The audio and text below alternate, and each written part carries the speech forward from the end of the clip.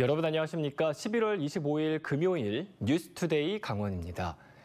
물가는 오르고 소비자 심리는 위축되면서 춘천 상권에도 차디찬 겨울이 찾아왔습니다.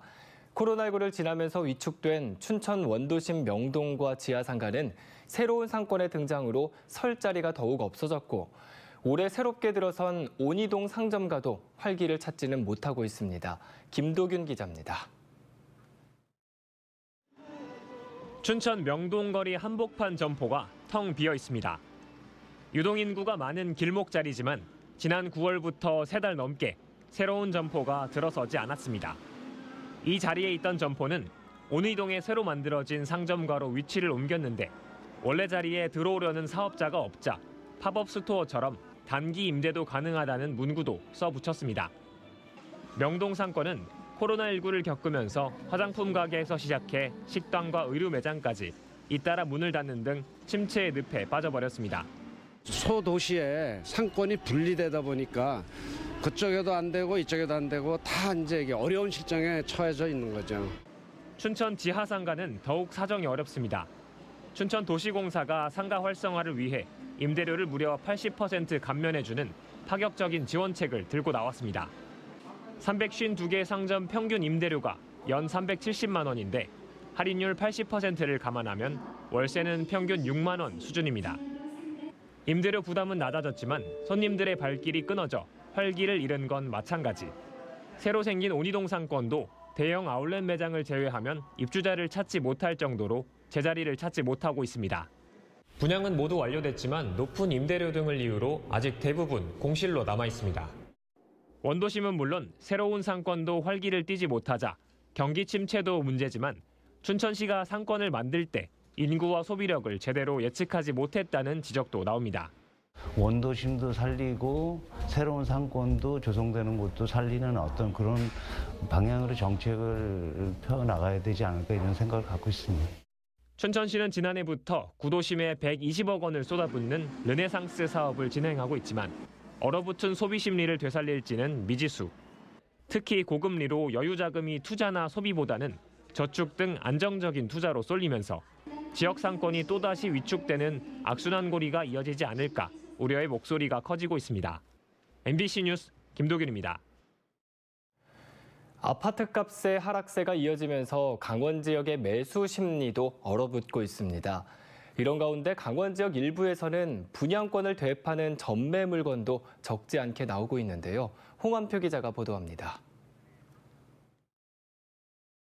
강원 지역 아파트 가격이 매주 낙폭을 벌리며 하락하고 있습니다. 한국부동산원의 11월 둘째 주 기준 강원 지역 아파트 값은 0.18% 떨어졌습니다. 춘천 마이너스 0.3%, 원주 마이너스 0.27%를 나타냈고 강릉과 동해 속초도 모두 하락세를 보였습니다. 춘천은 18주 연속, 원주는 28주 연속 아파트 값이 떨어지고 있고 동해안도 9월부터는 하락세로 돌아섰습니다. 강원 지역 아파트 낙찰가율의 하락세도 가팔라지고 있습니다. 한파가 불었던 전국 경매 시장과 달리 지난 6월과 7월 강원 지역 아파트 낙찰가율은 108.2%, 107.9%로 높았지만 9월 99.4%로 100%를 밑돌더니 10월에는 89.7%로 뚝 떨어진 겁니다. 기준금리 인상이 예정되어 있는 상태이고요. 다른 지방권 규제 지역이 모두 해제되면서 아무래도 강원 지역 투자 수요가 약간 수그러들 것으로 보입니다. 따라서 강원 지역 아파트 낙찰가율도 지속적으로 하락할 것으로 예상이 됩니다. 이러한 추세는 신규 아파트 분양권 시장에도 불어오고 있습니다. 강릉 지역만 봐도 신규 아파트 분양 경쟁률이 13대 1, 47대 1, 68대 1로 나날이 높아졌지만 최근에는 분양권이 줄줄이 시장에 나오고 있고 흔히 시세 차익을 말하는 프리미엄도 크게 하락하고 있습니다. 분양가 고공행진을 했던 아파트 위주로 해서 거래가 조금 주춤한 것도 사실이고요. 그러면서 급하신 분들 입장에서는 조금 이렇게 가격을 좀 할인해서 내놓는 추세에 있는 것 같습니다. 신규 분양의 상황은 더욱 심해 아파트를 계약하면 일부 금액을 현금으로 돌려주는 캐시백마저 등장했습니다. 회사에서 계약자님들 신규 선착순인데 저희가 이제 조금 현금으로 이제 캐시백이 있어요. 한 1,800만 원 정도의 지원금이 있거든요. 강원 지역도 매매, 분양, 전세, 경매까지 시장 전반의 거래 가뭄이 이어지면서 연내 기준 금리가 더 뛰면 본격적인 한파가 몰아칠 거란 우려가 나오고 있습니다. MBC 뉴스 홍한표입니다. 피서철이 지나면 바다에서 사건, 사고가 줄어들 것 같지만 실제로는 겨울에도 크고 작은 사고가 계속되고 있는데요. 특히 동해는 겨울철에 너울성 파도 등 위험한 파도가 여름보다 더 많이 치기 때문에 각별히 조심해야 합니다. 보도에 이하라 기자입니다. 집채만한 파도가 순식간에 방파제를 집어삼킵니다. 높은 파도가 도로를 덮치고 도로 옆에 서 있던 표지판도 파도에 꺾여버렸습니다. 높이가 5m를 넘는 강한 너울성 파도는 주요 인명사고 원인 중 하나입니다. 특히 겨울철 동해가 위험합니다. 겨울철에 이렇게 너울이 자주 발생하는 이유는 연해주나 오호츠크해 부근의 저기압으로 발생한 파도가 에너지를 유지하면서 긴 시간에 걸쳐서 연하에 도달하기 때문입니다. 최근 10년간 동해의 너울 발생 일수는 86일로 서해보다 3배 이상 많았습니다. 겨울철에는 한 달 평균 13.3일 너울이 발생해 여름철 평균인 2.6일보다 5배가 많은 것으로 분석됐습니다. 특히 최근 5년간 서해나 남해의 너울 발생 일수는 주춤했지만 동해는 증가 추세를 보였습니다. 해상 위험이 잇따르면서 변화한 바다 상황에 맞춰 해경은 관할 파출소에 신형 구조정을 도입하고 있습니다.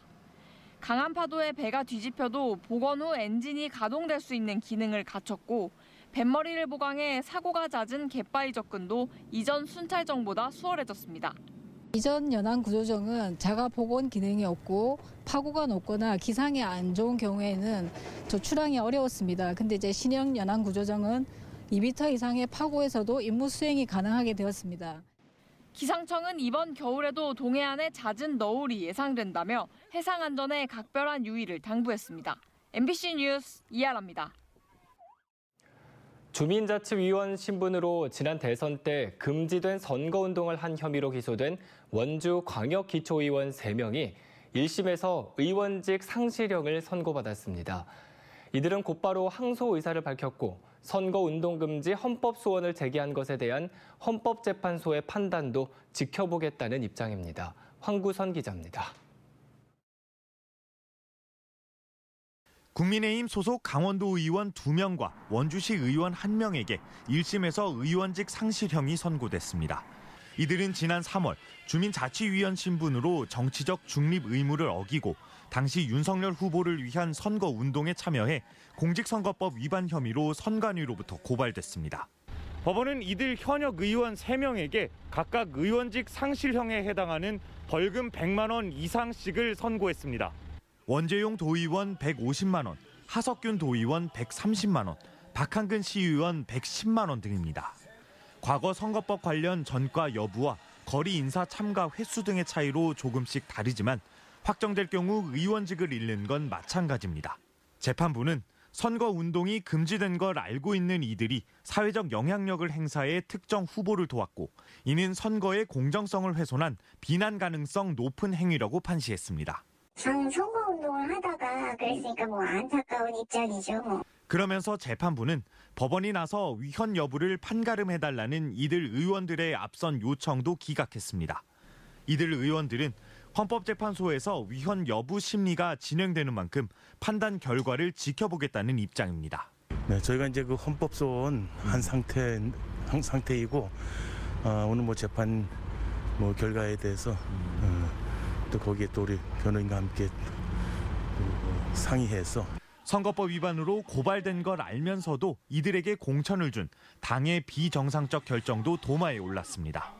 경선에서 유리한 고지를 잡으려면 위험을 무릅쓰고 당의 충성도를 보여야 하고 이를 알고도 공천을 준 당은 문제가 생기면 개인 문제라며 회피하는 관행을 고칠 필요가 있다는 지적입니다.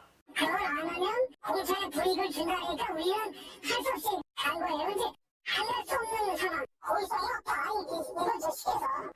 의원직을 상실할 위기에 놓인 이들 3명은 항소 의사를 밝혔고 검찰 역시 항소 여부를 검토하고 있습니다. MBC 뉴스 황구선입니다. 학교 비정규직 노동자들이 임금과 처우 개선을 위한 총파업이 오늘 단행돼 학교 급식과 돌봄 공백이 예상되고 있습니다. 강원학교 비정규직 연대회의는 조리사와 초등돌봄 전담사, 유치원 방과 후 교사와 청소원 등 학교 400여 곳의 비정규직 3천여 명이 총파업에 참여한다고 밝혔습니다. 이에 따라 급식을 실시하는 학교의 50%인 339곳이 대체 급식을 준비하거나 급식을 하지 않는 등 학교 운영에 차질이 예상되고 있습니다. 민주노총 공공운수노조 화물연대 본부가 총파업에 돌입함에 따라 강원지부 조합원 600여 명도 동해 대한송유관 공사에서 출정식을 갖고 안전운임제를 종료하는 일몰제도 폐지를 촉구하고 있습니다. 안전운임제는 화물기사의 최소한의 운송료를 보장하고 이를 어길 시 화주에게 과태료를 매기는 제도지만 시멘트와 컨테이너 분야는 올해 종료될 예정입니다. 화물연대 노조가 소속된 도내 기업은 영월 한일시멘트와 쌍용 CNE 동해공자, 강릉 한라시멘트 등으로 해당 공자들은 도로 운송이 막혀 해상과 철도 등으로 물자를 출하하고 있습니다. 경찰이 올해 선거사범 수사를 벌인 결과 91명을 검찰에 넘겼습니다.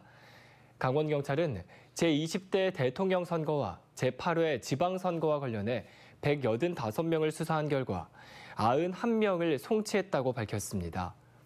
송치 사건 유형별로는 벽보와 현수막 훼손 혐의가 20명으로 가장 많았고 허위 사실 유포 19명, 금품 선거가 17명으로 뒤를 이었습니다. 공직선거법에 따라 이번 지방선거 공소시효는 12월 1일 끝날 예정입니다.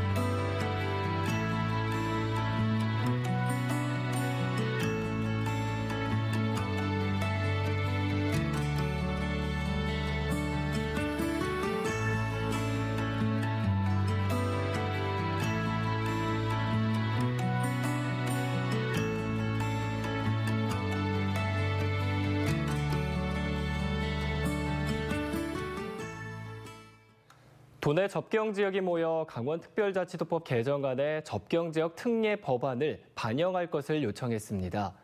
화천군과 철원군 등 도내 접경지역 5곳이 모인 행정협의체는 군부대 식자재 접경지역 농축산물 우선 구매 의무화, 미활용 군부대 부지 처분 특례 등 접경지역 특례안을 강원도에 전달했습니다. 이와 함께 군 소음 피해 보상금 산정 기준을 개선하고 상수원 보호구역 해제 절차도 개정안에 반영할 것을 당부했습니다. 강원도교육청이 고 신영복 교수의 휘호석 등을 교체하려는 일과 관련해 더불어민주당이 정치적 색안경을 낀 행태라고 논평하고 나섰습니다. 민주당은 신영복 교수는 유신 정권에 저항한 시대의 지성인이었다며 신경호 교육감이 때 아닌 색깔론을 키워 교육 현장을 미래가 아닌 과거로 회귀시키고 있다고 밝혔습니다. 전교조 강원지부도 글씨체를 바꾸지 말고 마음을 바꿔야 한다며 휘호석 교체는 누가 봐도 행정력과 예산 낭비라고 비판했습니다. 산림청이 소나무 제선충병 확산을 막기 위해 소나무류 이동 특별단속에 나섭니다. 북부지방산림청은 다음 달 9일까지 특별단속에 나선다며 올해 제선충병이 새로 발생한 화천과 철원 지역을 집중 점검한다고 밝혔습니다. 특히 조경수로 쓰기 위해 소나무를 불법 유통하는 행위를 집중 단속합니다. 불법 행위를 하다 적발되면 최고 1년 이하의 징역이나 1,000만 원 이하의 벌금이 부과됩니다. 강원도의 연구개발 투자가 전국에서 차지하는 비중이 1%에도 못 미치는 것으로 나타났습니다. 대한상공회의소는 2020년 기준 강원도 연구개발 투자 규모는 5,551억 원으로 전국의 93조 1,000억 원의 0.6%에 불과하다고 밝혔습니다. 대한상인은 강원도는 지정학적 특성상 규제가 다른 지역보다 많은 만큼 연구개발 투자 유치를 통해 산업 역량을 강화하는 전략을 택해야 한다고 강조했습니다.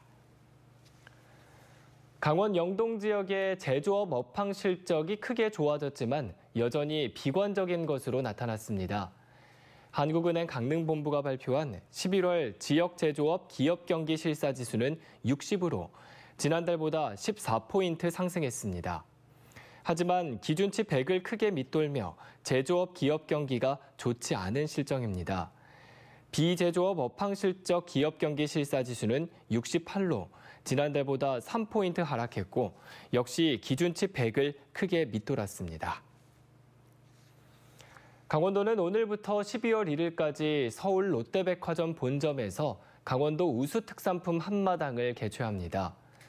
청정 강원, 별미를 만나다라는 이름으로 진행되는 이번 행사에는 강원도 14개 업체가 생산하고 롯데백화점에서 엄선한 강원도 우수 특산품이 참가할 예정입니다. 특히 이번 행사는 강원도에서 직접 생산한 재료를 활용한 가공품 위주로 특판전을 구성해 강원도 특산품의 우수성과 청정 이미지를 홍보할 계획입니다. 자원의 절약과 재활용 촉진에 관한 법률 시행규칙 개정으로 일회용품 사용 규제 품목이 확대됩니다. 일반 음식점 등 식품 접개컵과 집단급식소는 일회용 플라스틱 컵과 용기뿐 아니라 종이컵과 플라스틱 빨대, 막대를 사용할 수 없습니다. 또 일회용 봉투와 쇼핑백을 무상으로 제공할 수 없고 백화점과 같은 대규모 점포는 우산 비닐을 사용할 수 없습니다. 정부는 1년 동안의 계도 기간을 거친 뒤 내년 11월 24일부터 규칙을 위반한 업소를 대상으로 과태료를 부과할 방침입니다. 춘천시가 신동면 증리 일대에 일반 산업단지를 조성합니다. 9만 8천 제곱미터 규모의 증리 일반 산업단지에는 2024년까지 사업비 400억 원을 전액 민간 투자사가 투자해 10여 개의 업체를 유지하게 됩니다. 이를 위해 춘천시는 다음 달 6일 신동면 행정복지센터에서 합동 주민설명회를 열고 주민들의 의견을 수렴할 예정입니다. 강릉시가 지난해 고시한 강동면 폐기물 처리 시설 주변 영향지역 결정 내용을 무효로 해달라며 임곡 1, 2 마을회가 강릉시를 상대로 낸 행정소송에 대해 법원이 요건을 갖추지 못했다며 각하 처분을 내렸습니다.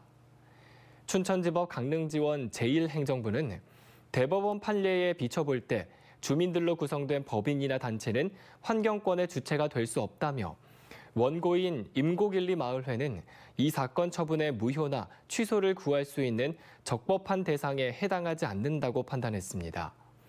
또 임곡 1, 2 외에 시설 반경 300m를 벗어난 다른 마을까지 주변 영향지역 영향권에 포함한다는 게 부당하다는 마을회의 주장에 대해서는 관련법에 따라 강릉시가 합리적으로 설정한 것으로 볼 수 있다며 문제가 없다고 판시했습니다.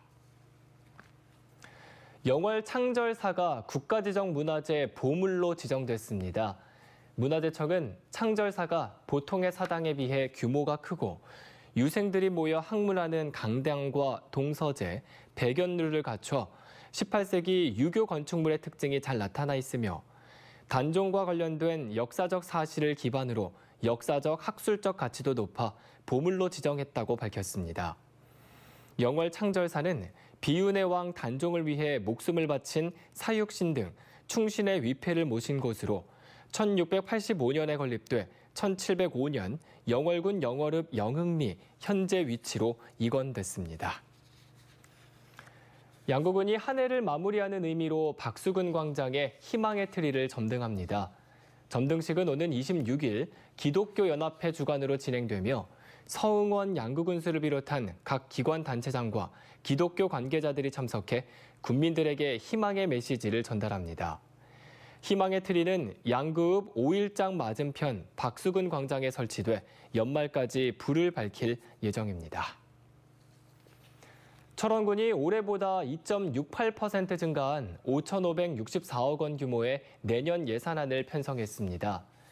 농림 분야에 1,053억 원, 산업과 중소기업, 교통, 지역개발 분야에 574억 원, 관광교육 분야에 945억 원, 사회복지 분야에 1,009억 원, 보건환경 분야에 640억 원을 배정했습니다.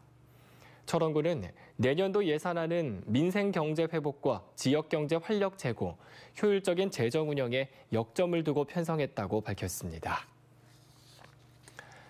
2023년 아시아 탁구 선수권 대회 개최지로 평창군이 최종 확정됐습니다. 지난 18일 태국 방콕에서 열린 2022 아시아 탁구연합 총회에서 내년 아시아 탁구 선수권 대회 개최지로 평창군을 확정 발표했습니다. 이로써 2023 아시아 탁구 선수권 대회는 내년 9월 3일부터 8일 동안 평창군 일대에서 개최될 예정입니다. 이상으로 뉴스투데이 강원을 마칩니다. 함께해 주신 여러분 고맙습니다.